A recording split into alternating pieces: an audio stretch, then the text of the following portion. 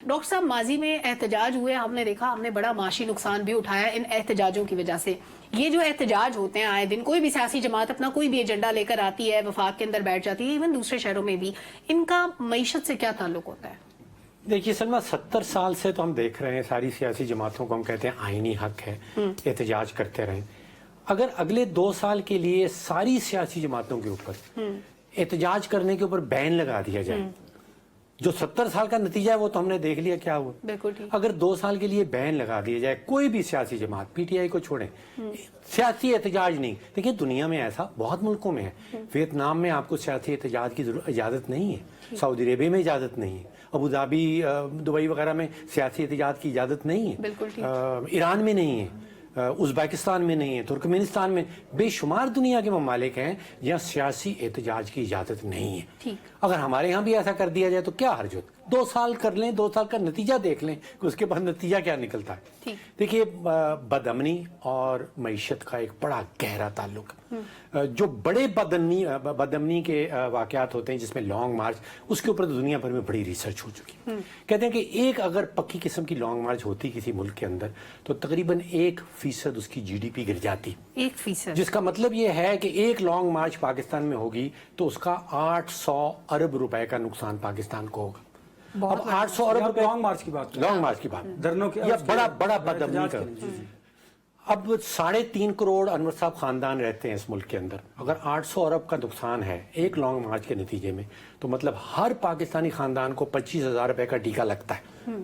اب چھوٹے بدامنی کے یہ جو احتجاج کیا، ان کا افیکٹ جو ہے وہ تھوڑا ہوگا، لیکن معیشت کا اور بدامنی کے واقعات کا ایک بڑا گہرا تعلق ہے۔ انور صاحب اچھا اس میں سے یہ نکالنے کی کوشش کریں کہ چھوٹے موٹے احتجاج سے کچھ نہیں ہوتا، لیکن آپ نے کلیئر کر دیا کہ ہوتا ہے، چھوٹا نقصان ہے لیکن مجھے بتائیے کہ کسی کو سیاسی کرسی چاہیے، اس کی سیاسی کرسی کے لیے آپ 24 کروڑ پاکستانیوں کو جو معاشی مفادات اس کو آپ ذبح کرنا چاہتے ہیں، بالکل، اور آئین کو استعمال کرتے ہیں کہ جی آئین میں ہمیں حق ہے کہ ہم احتجاج، آئین میں عام شہری کو بھی حق ہے کہ وہ معقول قسم کی زندگی گزار سکے، اس کو حق ہے کہ وہ اپنے بچوں کو اسکول لے جا سکے پیسفلی، وہ اپنے والدین کو ڈاکٹر کے پاس لے جا سکے۔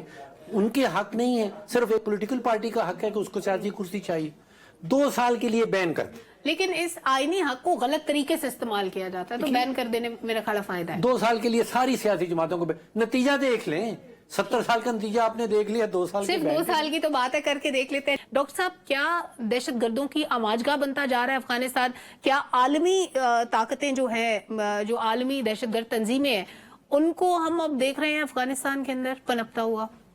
سلمہ، یونائٹڈ نیشنز کی رپورٹ ہے، پچھلے مہینے کی رپورٹ ہے، فروری کے مہینے کی، اور وہ کہتے ہیں کہ پچھلے کچھ مہینوں میں 8 نئے ٹریننگ کیمپس تو صرف القاعدہ نے قائم کیے افغانستان کے اندر، نئے ٹریننگ کیمپ، اور وہ ٹریننگ کیمپ جو ہیں وہ ٹی ٹی پی کو سپورٹ کر رہے ہیں پاکستان کے اوپر حملوں کے لیے۔ اس رپورٹ میں کہا گیا کہ کی حکومت ٹی ٹی پی کے لیڈران کو اپ ٹو $50,000 مہینے کی تنخواہ دے رہی ہے۔ اچھا، آپ ویڈیو کی بات کرنے تھے، یہاں تنخواہوں کی بات ہو رہی ہے۔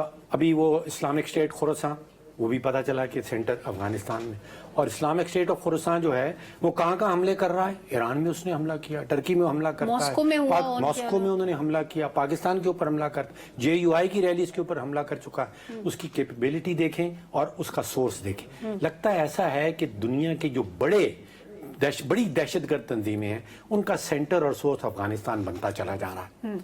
چاہے وہ پہلے صرف ٹی ٹی پی پاکستان کے اوپر حملہ کرتی تھی تو دنیا اس کو اگنور کر دیتی تھی، اب جب سے رشیا کے اوپر حملہ ہوا ہے پھر باقی دنیا کے ممالک جو ہیں وہ بھی اس کے اندر ملوث ہو رہے ہیں۔ تو مجھے تو لگتا یہ ہے کہ پاکستان کو ایک بین الاقوامی قسم کا کولیشن، اتحاد بنانا ہوگا، وار اگینسٹ ٹیرر والا۔ ٹیررزم ختم نہیں ہوا ابھی تک دنیا میں، اور تھریٹ تقریباً ساری دنیا انڈر تھریٹ ہے۔